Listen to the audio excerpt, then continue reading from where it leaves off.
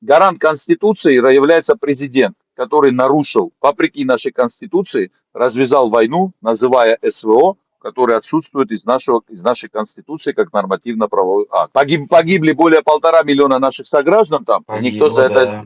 и никто за это ответственность не понесет. Мы разрушили Даже города я бы сказал, русскоязычные, мы разрушили даже, русскоязычные города, мы оккупировали Мариуполь, разрушили Мариуполь.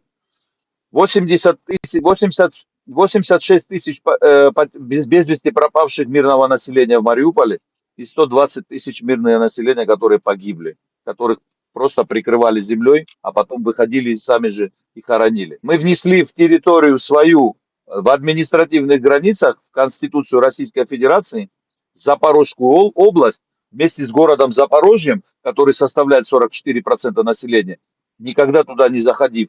Вообще от слова совсем. То есть у половины населения мы не спросили псевдореферендумом и внесли это в наш состав.